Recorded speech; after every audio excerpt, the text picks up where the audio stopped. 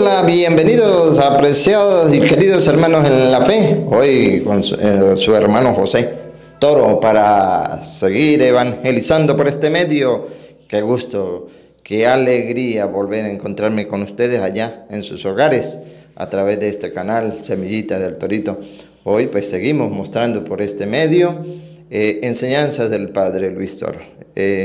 Hemos compartido con él en una radio y queremos pues transmitirle a ustedes esa maravillosa enseñanza, sabiduría de Dios que manifiesta a través del sacerdote, el Padre Luis, y viene a dar esta explicación. Atentos para que ustedes la compartan. La diferencia entre la cena de los protestantes que celebran con galletas y refresco a la cena del Señor. ¿Cuál es la diferencia? ¿Cómo la explica las Sagradas Escrituras? Y con la Reina Valera, para que no vayan a decir que es con la Biblia católica, no, con la que ellos manejan. ¿Cómo se le va explicando paso por paso cuál es la diferencia? ¿Por qué ellos celebran esa cena? ¿Y por qué los católicos celebramos la cena del Señor, el cuerpo y la sangre de Cristo? No es como ellos dicen, que es una alegoría, un símbolo. No, ellos quieren equiparar eso. Ojo, formémonos, estudiemos. Mire, yo les voy a garantizar este video, pero eso sí, con la condición de que ustedes no se pueden quedar con ellos guardados. Ustedes tienen que dárselo a conocer. Yo sé que ustedes tienen muchas familias, muchos amigos protestantes, los tienen. Háganle llegar este video. Díganle, mire, ustedes solamente medítelo solito en el cuarto. Busque su Reina Valera. Háganle pausa. Tomen la cita bíblica, estudienla, analícenla para ver si es verdad o no es verdad. Es una enseñanza maravillosa que pudimos compartir con el Padre Luis a través de la radio.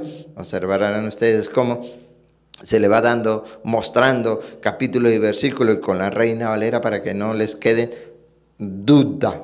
Así es. Entonces, no queda sino prestar atención, pedirle a Dios sabiduría para que podamos comprender su santa palabra y que podamos predicarla, defenderla, amarla, conocer nuestra fe y vivirla. Que Dios Todopoderoso les bendiga a cada uno de ustedes y no se les olvide, nosotros los creyentes somos más. Nos veremos en otra oportunidad, si así Dios lo quiere. Padre Luis, sería un momento oportuno para que hable sobre el misterio de la Eucaristía. Muchos protestantes hoy lo están escuchando. Ellos quieren equiparar la Santa Misa con la Santa Cena o la fracción del pan que ellos hacen con galletas. ¿Nos podría explicar a la luz de la palabra el gran misterio que celebramos en la Eucaristía? Sí, podríamos hacer una gran diferencia. Primero que en San Lucas capítulo 22, versículo 14, nos habla de lo que era la Santa Cena, no por casualidad. Dice que están a la mesa y habla de una copa y un pan, lo vamos a escuchar. Y luego van a ver la superioridad de lo que es la Eucaristía. Vamos a ver dónde aparece allí en la Sagrada Escritura las dos cosas. A ver. Cuando era la hora, se sentó a la mesa y con él los apóstoles.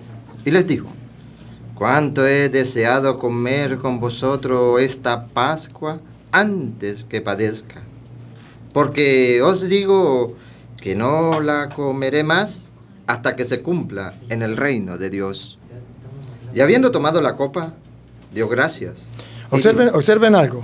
Él está a la mesa, ya están lo que es la cena pascual, pero luego él vuelve a tomar otra copa, pero aquí la diferencia, toma un pan, la diferencia es que en la cena no se hablaba, y aquí Jesús rompe el silencio. Ya hace lo que es la parte de la cena, ahora viene lo que es la Eucaristía, rompe el silencio, inaugura algo en el Nuevo Testamento que no estaba estipulado. En la cena judía no se podía romper ese silencio sagrado y Jesús lo rompe. Toma pan. Y habiendo tomado... Acérquese un poquito. Y habiendo tomado la copa, dio gracias y dijo: tomad esto y repartidlo entre vosotros. Porque os digo que no beberé más del fruto de la vid hasta que el reino de Dios venga. Vean ustedes, tomó pan, tomó copa, pero todavía no es la Eucaristía. Eso es lo que representa la cena judía. Ahora vuelve a tomar pan, ahora vuelve a tomar vino y rompe el silencio. Véanlo. Y tomó el pan Ahora sí toma el pan. y dio gracias. Ajá. Y lo partió y le dijo, diciendo, y lo dio diciendo, esto es mi cuerpo. Ahí observan ustedes que Jesucristo afirma que eso es su cuerpo. Tomó el pan y no dijo, esto significa mi cuerpo, como pretenden decir los hermanos separados. No, dice, esto es mi cuerpo. Pero es que Jesús estaba haciendo una alegoría, como cuando decía, yo soy la luz del mundo, como cuando decía, yo soy el buen pastor. Ciertamente que Jesús decía eso y era alegoría. Aquí es distinto. Aquí no dice Jesús, por ejemplo, simplemente, sencillamente, yo soy el pan. No lo dice simplemente. Agarra pan, se lo muestra a ellos y dice, esto no se refiere a él, se refiere al pan. Esto, el sujeto es el pan en ese momento. Es mi cuerpo, noten la diferencia. Allá decía, yo soy la luz del mundo. Yo soy el buen pastor.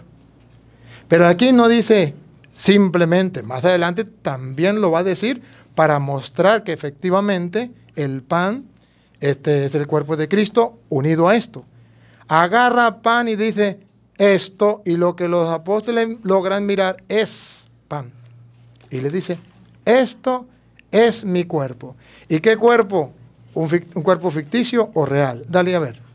Esto es mi cuerpo que por vosotros es dado. Ah, es el cuerpo que se entrega por todos, por la salvación del mundo. Sigue. Haced esto en memoria de mí. Y dio la orden de hacer esto. ¿Qué? Lo que acaba de ser, ¿qué? Agarrar pan y decir que este es el cuerpo de Cristo para la salvación del mundo.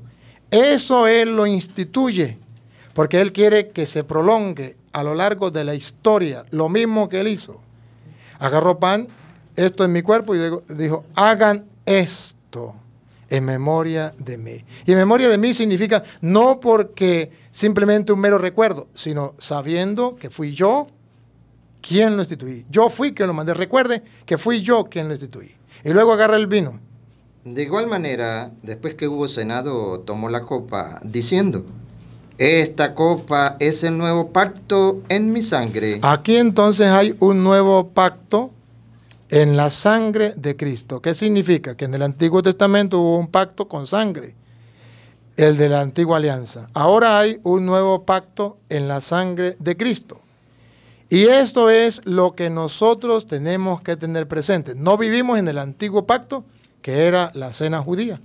Vivimos en el nuevo pacto, que es el cuerpo de Cristo y la sangre de Cristo. Pero cualquiera me podría decir, pero ¿cómo estoy yo convencido que para los primeros cristianos eso era el cuerpo de Cristo? Primero, porque Jesús dice que eso es su cuerpo.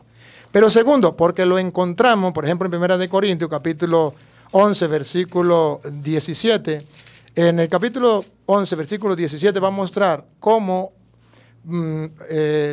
hay una diferencia entre lo que sería la cena judía, cualquier cena, con la Eucaristía, el cuerpo y la sangre de Cristo. Vean ustedes.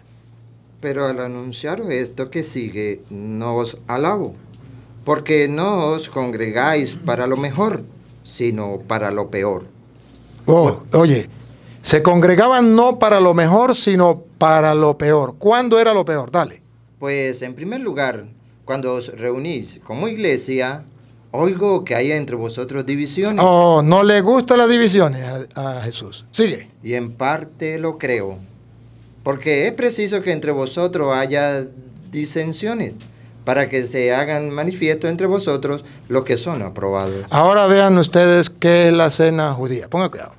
Cuando pues os reunís vosotros, esto no es comer la cena del Señor. Ah, bárbaro. Él está diciendo que sí hay gente que se reúne, pero en vez de para bien, se reúne para mal. Y comen una cena, pero que no engañen a la gente diciendo que es la cena del Señor. ¿Y por qué están engañando a la gente diciendo que es la cena del Señor. ¿Cuál es la diferencia entre una cena y la otra? Porque las dos son cenas, porque dice, cuando se reúnen para la cena, ya no es la cena del Señor. ¿Cuál es la diferencia? Siga. Porque al comer, cada uno se adelanta a tomar su propia cena. Y uno tiene hambre y otro se embriaga. Ah, porque igualaron la cena del Señor con cualquier cena.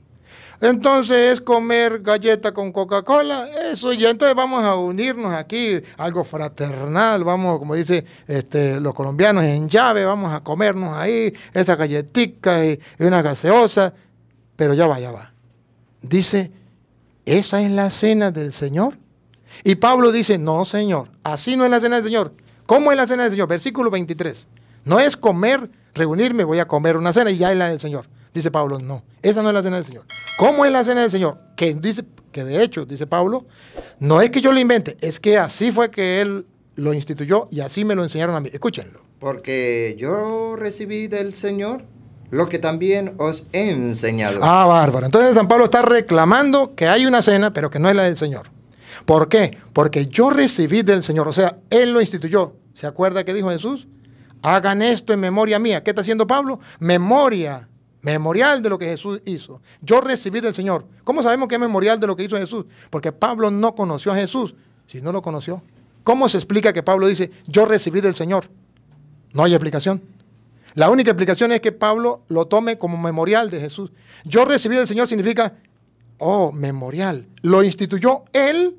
Entonces, no importa que lo haga un apóstol, es como si lo hiciera el mismo Jesús. Eso significa, háganlo como memoración mía, o sea, háganlo porque yo lo mando, no como un mero recuerdo, ¿no? Pablo no lo toma como un mero recuerdo, dice, yo recibí del Señor lo que a mi vez les he transmitido. ¿Y qué es lo que Pablo recibió del Señor y ahora transmite? Dale a ver. Que el Señor Jesús, la noche que fue entregado, tomó pan. Ah, Pablo entonces narra lo que ya leímos en San Lucas. Tomó pan.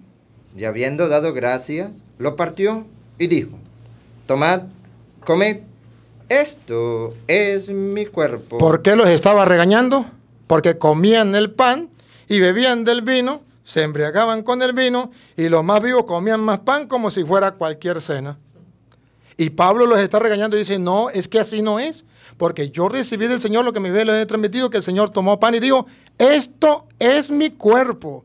O sea, es delicado, es algo consagrado, es el cuerpo de Cristo, no es un mero símbolo para que ustedes se lo estén comiendo como comer pan, o te lo estén bebiendo simplemente beber Coca-Cola, lo que ustedes quieran. No, yo recibí del Señor y dice, esto es mi cuerpo. Sigue. Que por vosotros es partido. ¿Siga? Haced esto en memoria de mí. Ah, entonces Pablo hizo memoria de eso. Sigue. Asimismo tomó también la copa, después de haber cenado, diciendo, esta copa es el nuevo pacto en mi sangre. Haced esto todas las veces que la bebiereis en memoria de mí. Se puede hacer varias veces. Y en la iglesia se hace varias veces. Todas las veces que lo haga, beban en memoria de mí. Pero ahora, San Pablo sigue explicando por qué la cena de los protestantes no es la cena del Señor. Sigue.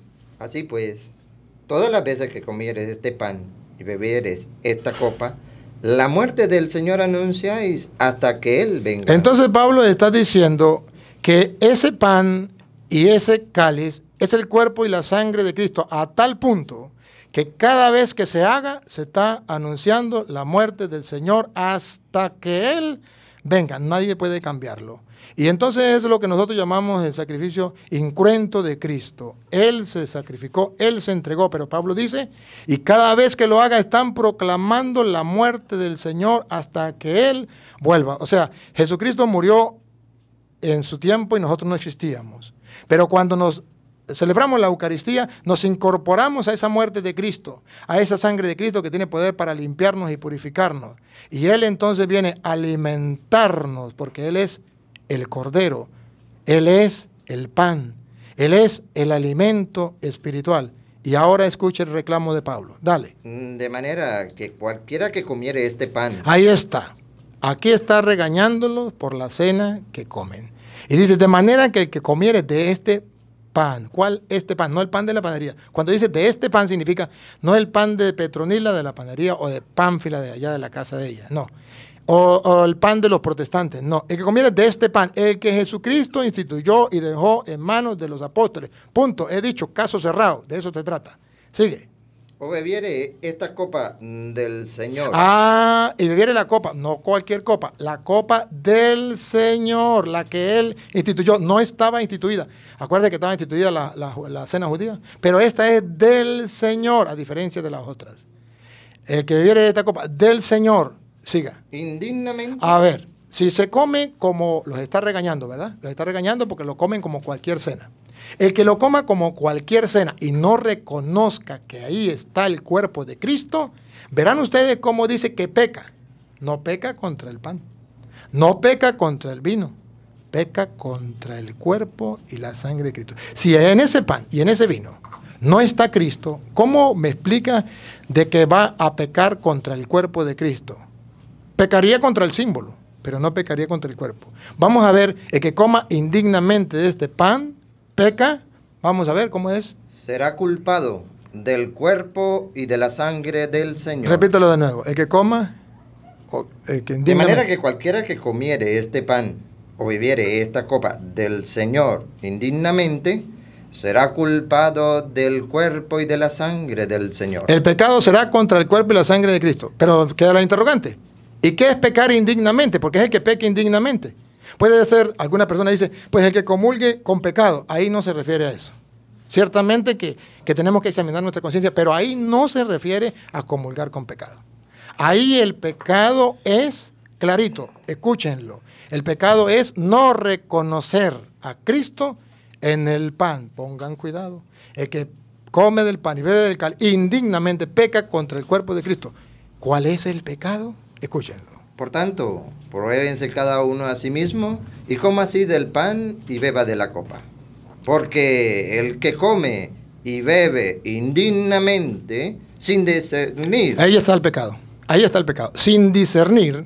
El cuerpo del Señor. Sin darse cuenta que es el cuerpo del Señor, diciendo que es un mero símbolo, que es un pan con Coca-Cola que hay que comer. ¿Qué pasa? Juicio come. ¡Ah, bárbaro! Juicio come. Y bebe para sí. Juicio come y bebe para sí. Entonces para San Pablo no era una mera cena. E incluso pone la comparación de los protestantes que tienen una mera cena y nosotros que creemos y estamos convencidos que ahí está Cristo y reconocemos que ahí está Cristo. Además, San Pablo, un poquitico más atrás en 1 Corintios capítulo 10 versículo 16, San Pablo viene a mostrar que efectivamente en ese pan y en ese vino está el cuerpo y la sangre de Cristo, a tal punto que cuando lo comemos entramos en una común unión con Él. ¿Y por qué Pablo dice eso? Escuchémoslo. La copa de bendición que bendecimos. La copa de bendición que bendecimos. ¿No le parece redundar? La copa de bendición. ¿Por qué dice que bendecimos? Por dos motivos. Pero a mí me interesa el segundo motivo. La copa de bendición significa la copa que dejó Cristo para bendecir al mundo. Que bendecimos significa que nosotros lo hacemos como Él lo mandó. Hagan esto en memoria mía. Esta es la sangre de la nueva alianza derramada por la salvación del mundo. Hagan esto en memoria mía. Entonces es una copa de bendición. La copa de bendición, ya Cristo la dejó. Se llama copa de bendición. Que bendecimos. Hacemos lo mismo que Cristo dejó. Hagan esto, lo mismo. Hacemos lo mismo de Cristo, para bendición. La copa de bendición que bendecimos, ¿qué es para Pablo? Vamos a ver, pero los corintios se les olvidó y lo están comiendo como vino, ¿se acuerdan? Se embriagaban. Y comían como pan, ¿se acuerdan? Comían y a los otros que se quedaban sin comer nada. ¿Por qué? Porque no era una hostia como nosotros tenemos, sino era bastante pan. Y entonces la gente quería rellenar el buche. ¿Qué digo? La barriga. Ustedes me entienden, es una manera de hablar. Pero luego ustedes van a detectar que para Pablo la copa de bendición que bendecimos, ¿qué es? Y que los de Corinto se les olvidó. Dale. ¿No es la comunión de la sangre de Cristo? Se lo está preguntando. ¿No es la comunión con la sangre de Cristo? Para nosotros los católicos sí es comunión. Para los protestantes no es comunión. ¿Y sabe qué significa comunión? Común unión. Me uno a la sangre de Cristo. ¿Y por qué la sangre de Cristo tengo que unirme a ella y beber de esa sangre? Porque recuerde que ahí está la vida. ¿Qué fue lo que perdió Adán y Eva? La vida. ¿Por qué en el Antiguo Testamento no se podía beber sangre? Porque ahí estaba la vida y habíamos perdido la vida. ¿Y por qué en el Nuevo Testamento Cristo nos viene a dar su propia sangre? Porque nos viene a dar la vida. Él es el camino, la verdad y la vida. Y más adelante vamos a leer donde dice, quien coma de mi cuerpo y beba mi sangre tendrá vida. ¿Qué nos trajo con la sangre? La vida. ¿Qué tenemos que hacer nosotros? Pues recibir esa sangre para tener vida. Ahora el pan. El pan que partimos El pan que partimos, vamos a ver si es un mero símbolo. no es la comunión del cuerpo de Cristo. Pregunta Pablo. ¿Es un mero símbolo? ¿O es la común unión con el cuerpo de Cristo? Pero bueno, ¿qué significa eso de común unión? ¿Y cómo es eso de comer para entrar en común unión? Que se lo explique Pablo, que es el que lo sabe. Yo solamente tomo la cita y se lo voy recalcando a ustedes. Escúchenlo. Siendo uno solo el pan, nosotros, con ser muchos, somos un cuerpo. Ahí está. Primero comemos para formar un solo cuerpo. Siga. Pues todos participamos de aquel mismo pan. Y todos participamos de aquel mismo pan. Aquí dice todos participamos del mismo pan. Sigue.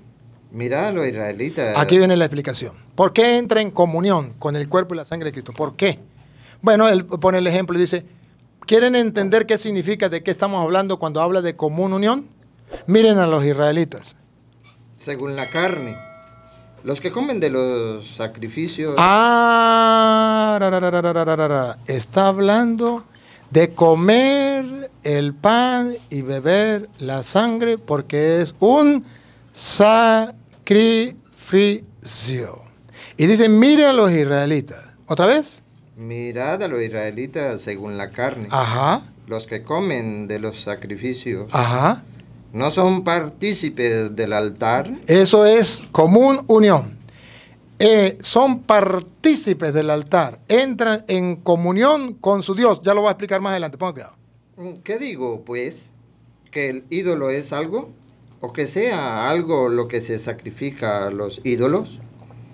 Antes digo que los gentiles sacrifican, a los demonios los sacrifican. Aquí entonces está hablando de un sacrificio a los demonios. Y un sacrificio para Dios. Sigue. Y no a Dios.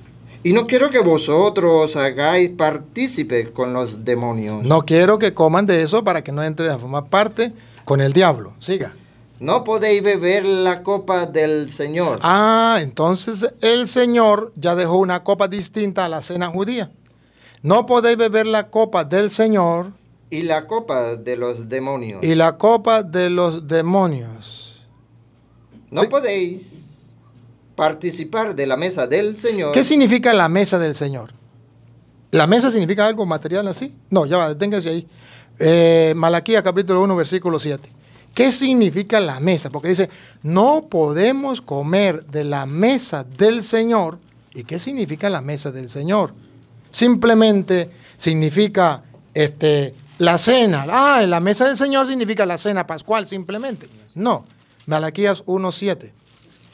¿Qué significa la mesa del Señor para el pueblo judío? Porque aquí Pablo dice, no podéis comer de la mesa del Señor. ¿Qué significa?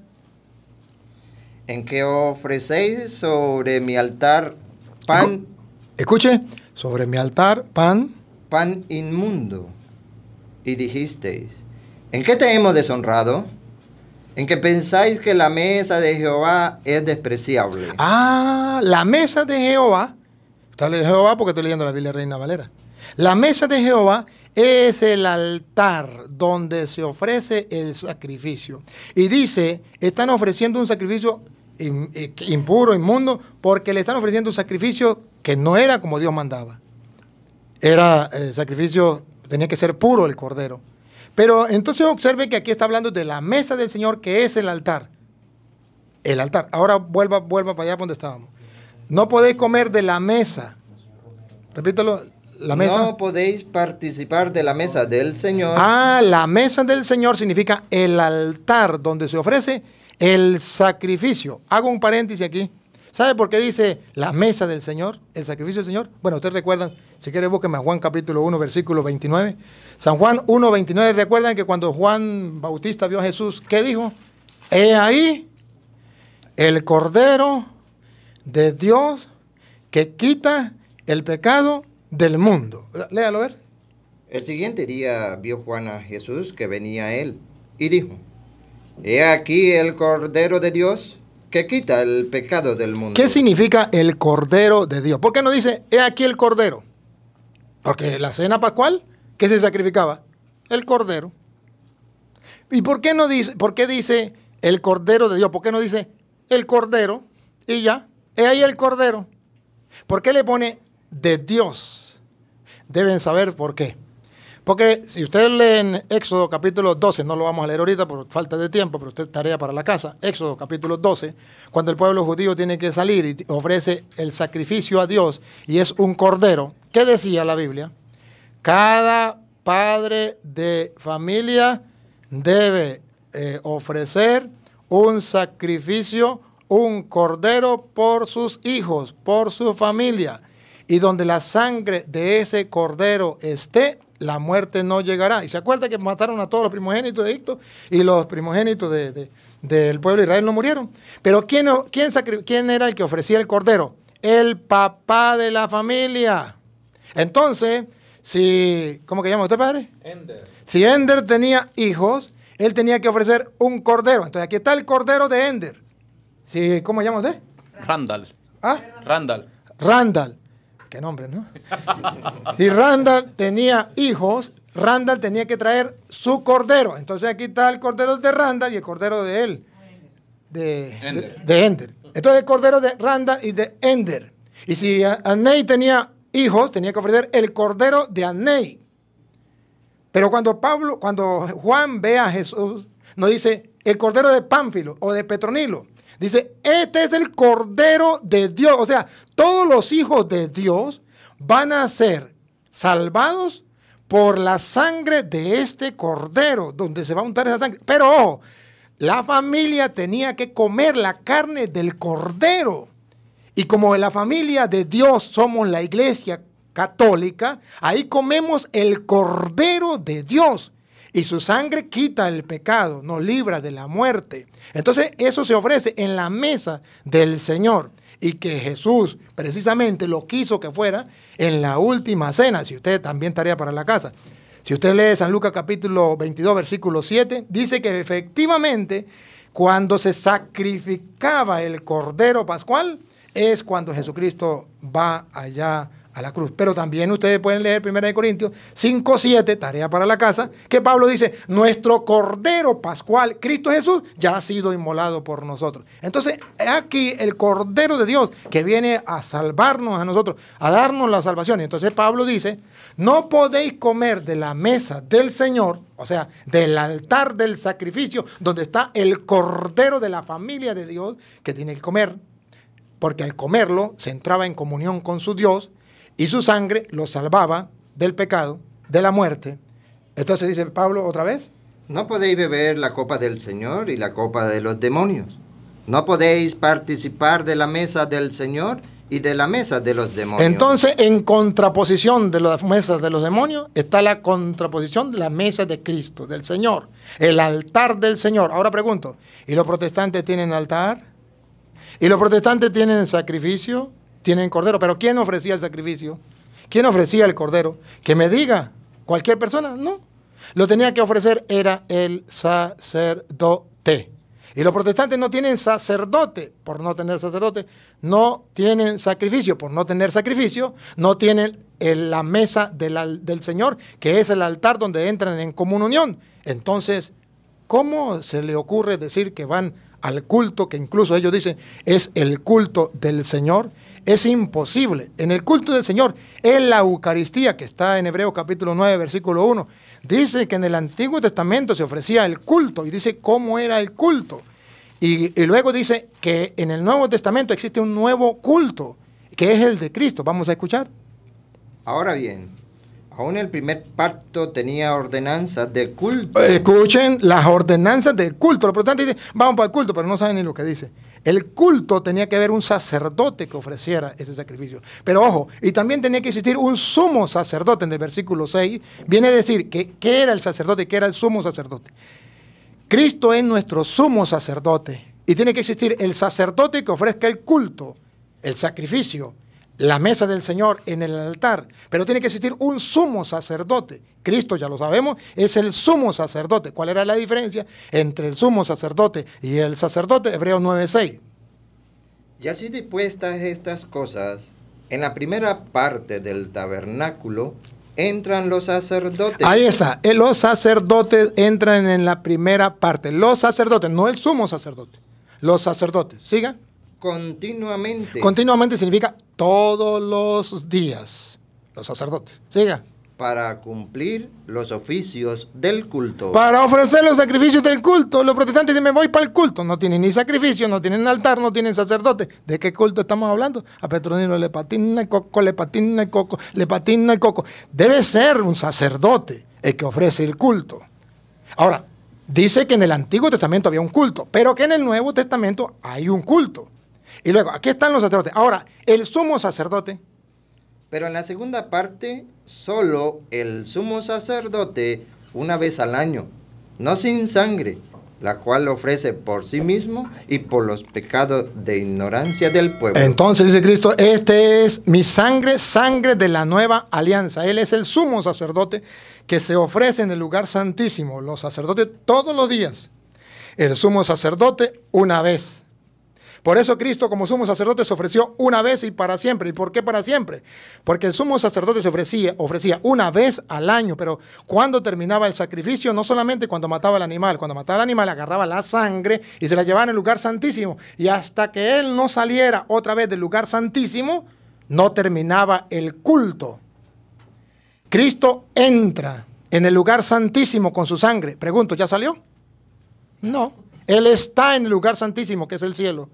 Y el culto ya tenemos nosotros el sumo sacerdote. No necesitamos más sumo sacerdote, porque ya él entró en el lugar santísimo. Pero a este lado quedan los sacerdotes, que siguen ofreciendo todos los días, no otro sacrificio. El de Cristo, porque él dijo, esto es mi cuerpo que se entrega por ustedes. Esta es mi sangre, sacrificio. Sangre del nuevo pacto, hay que hacerlo. Hay un nuevo pacto, hay un nuevo culto. En el nuevo pacto se cambia el sacerdote y se cambia la ley, y eso está escrito allá en Hebreos, en el capítulo 7, versículo 11.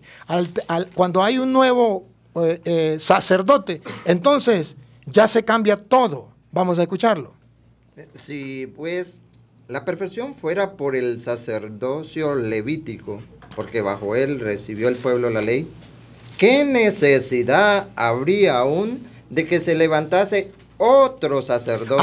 Observe que cambia. En el Antiguo Testamento era un sacerdote, en el Nuevo Testamento es otro sacerdote. No dice se eliminó el sacerdocio. Dice, ¿qué necesidad habría? ¿Qué necesidad habría aún de que se levantase otro sacerdote? Siga. Según el orden de Melquisedec. Melquisedec, pan y vino. Siga. Y que no fuese llamado según el orden de Aarón, porque cambiado el sacerdocio. Ahí es donde los protestantes no entienden.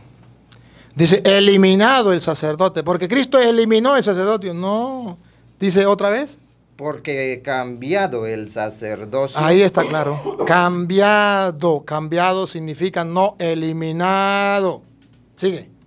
Necesario es que haya también cambio de ley. Entonces también se cambia la ley, porque hay nuevo culto, nuevo sacrificio, se cambia la ley. Y ahora, ustedes verán que ahí mismo en Hebreos capítulo 10, versículo 9, viene a decir, ese culto en el Nuevo Testamento, ¿cuál es para nosotros? ¿Cuál es ese sacrificio? ¿Cómo vamos a ser santificados y purificados? Y diciendo luego, he aquí que vengo, oh Dios, para hacer tu voluntad. Ajá. Quita lo primero, Antiguo Testamento, antiguo culto, antiguo sacrificio, antiguos sacerdotes. para establecer esto último. Establece el nuevo culto, esto último. ¿Y para qué lo establece? Escúchenlo. En esa voluntad En esa voluntad, somos santificados. subrayen la palabra santificado, que ustedes y yo queremos ser santos.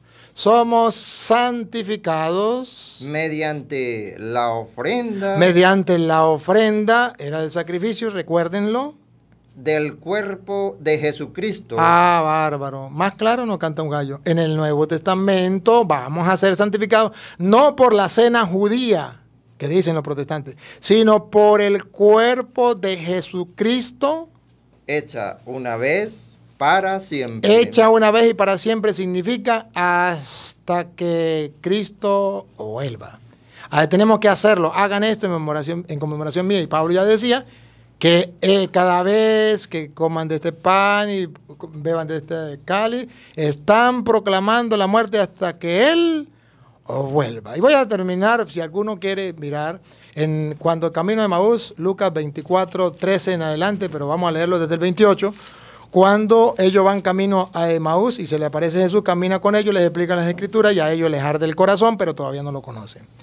Van a ver cómo Jesús resucitado es reconocido por los apóstoles exactamente en la fracción del pan, que sería la Eucaristía. Escuchen. Llegaron a la aldea donde iban y él hizo como que iban más lejos. Mas ellos le obligaron a quedarse diciendo, quédate con nosotros. Quédate. La palabra clave, quédate. Le suplican, quédate. Vamos a ver si Jesús entró para quedarse. Porque se hace tarde y el día ya ha declinado. Entró, pues, a quedarse con ellos. ¿Para qué se entró Jesús? Nadie me puede decir que para otra cosa. Entró para quedarse. Ahora, lo más hermoso es que se quedó. Se quedó. Entró para quedarse. Le dijeron, quédate. Entró para quedarse. ¿Dónde se quedó?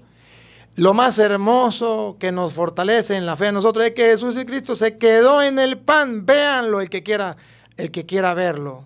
Véanlo. Cómo le dijeron quédate y entró para quedarse. Vamos a ver si se quedó o no se quedó. Y si se quedó en el pan, entonces los católicos no estamos locos. Si se quedó en el pan, entonces vale la pena recibirlo. Y entonces no es un mero símbolo. Si está Cristo o no está. Vamos a ver si se queda. La tarea es que ustedes presten atención, hermanos separados y hermanos católicos, si se quedó o no se quedó. Y si se quedó, ¿dónde se quedó? Vamos a ver. Y aconteció que estando sentados con ellos a la mesa. Ah, bárbaro, la mesa del Señor. ¿Se acuerdan? Ajá. Tomó el pan. Ahí está el pan de nuevo. Y lo bendijo. Ajá. Lo partió. Ajá. Y les dio. Y se los dio. Atención, respiren profundo. Vamos a ver si se quedó o no se quedó. Si se fue o se quedó. Vamos a ver.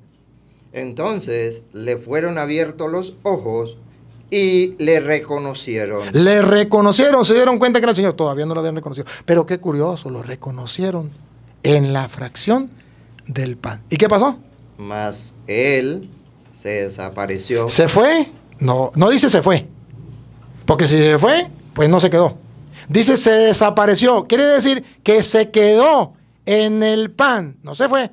Se desapareció. Quedó en el pan porque él había dicho, esto es mi cuerpo. Ahora, cuando él se queda en el pan, ellos ya no lo van a ver físicamente, lo van a ver en el pan a la luz de la fe, porque para eso entró, para quedarse. Y se quedó al punto que en San Juan capítulo 6, leámoslo del versículo 32. El 32, léame el 51 primero y después vamos al 32. El 51, ¿por qué? Porque vamos a hacer la conexión. ¿Se quedó o no se quedó en el pan? Vamos a ver. Yo soy el pan. Ahí. Jesús dice, yo soy el pan. Esto no habría mayor diferencia entre que Jesús dijera, yo soy la luz. Entre que Jesús dijera, yo soy el buen pastor. Igualito, yo soy el pan. Pues habría una similitud entre yo soy la luz, yo soy el buen pastor. ¿Es que Jesús era un pastor literalmente? Pues no, así como con ovejas de animales, pues, me refiero. Jesús era el sol como tal, no, literalmente. Pero entonces, ¿por qué dice yo soy el pan? Bueno, hasta ahí pareciera que es igual. Pero lo que viene es donde nota la diferencia. Yo soy el pan, que es ustedes ahí se podría confundir con el pan de Doña Petra, con el pan de los protestantes, con el pan de Pánfilo. Pero ¿qué es lo que lo diferencia de los otros panes? Dale, yo soy, repítelo, compadre. Yo soy el pan. Hasta ahí, igualito los demás. Vivo. Ahí está la diferencia. ¿Han visto ustedes un pan vivo? Búsquenmelo. cómprenmelo. Cuando dice yo soy el pan vivo, significa que cuando desapareció, se quedó en el pan. Por eso es yo soy el pan vivo, que en castellano el pan vivo significa yo estoy en el pan, porque utiliza el verbo ser o estar. Yo soy o yo estoy. Yo estoy vivo en el pan o yo soy el pan vivo. Es el verbo ser, estar. Pero aquí notan la diferencia de una secta a la Iglesia Católica. Los protestantes comen en la cena, que ellos tienen la cena judía supuestamente, comen un pan como el pan de la panadería de Pánfila y Petronila.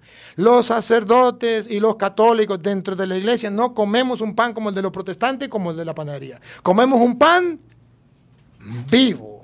Ah, caramba, esa es la diferencia. Grandísima, pero el católico no lo sabe. Entonces el católico dice, pues es lo mismo comer este pan que comer este pan. No, no, no es lo mismo. Aquel está muerto y este está vivo. La diferencia es grande, grandísima. Y sigue, yo soy el pan vivo. Que descendió del cielo. Que descendió del cielo. Escuchen lo que viene. ¿Para qué nos lo dejó? Si alguno comiere de este pan. No del pan de la panadería, no del pan muerto de los protestantes, sino del pan vivo que nos dejó Cristo. Esto es mi cuerpo. El pan vivo se quedó en el pan, entró para quedarse y se quedó en el pan. Vivirá para siempre. El que coma del pan de los protestantes no vivirá para siempre. Ese no es pan vivo. ¿Y por qué va a vivir para siempre? Fácil. Porque el que está en el pan es Cristo. Y si lo comemos, Él es el camino, Él es la verdad, Él es la vida. Y si yo me lo como, Él es la vida, vivirá para siempre. Por eso en el versículo 57 va a decir, el que me coma, o sea, el que me coma a mí, ya no dice un símbolo. El que me coma, ponga cuidado el 57. Como me envió el Padre viviente, y yo vivo por el Padre. Escuchen lo que viene. Asimismo, el que me come. Si no está en el pan, ¿cómo me lo voy a comer? Si es un mero símbolo, ¿cómo me lo como? Imposible. Pero si Él está en el pan, el que me come, como Él está vivo en el pan, el que lo come, ¿qué pasa? Él también vivirá por mí. Por lógica, si Él es la vida, y yo me lo como, yo viviré por Él, que es la vida. Pero ¿cómo me lo como? ¿Pero sería un mero símbolo? No. En el versículo 55 dice, porque mi carne es verdadera comida. ¿Simbólico? ¿Quién entiende que eso es simbólico? Verdadera comida significa que es real. ¿Y mi sangre? Y mi sangre es verdadera bebida. O sea, miren, aquí no hay más. Una persona inteligente es capaz de captarlo. Simplemente podría decir lo que dice eso. No hay peor ciego el que no quiera ver, no hay peor sordo que el que no quiera oír.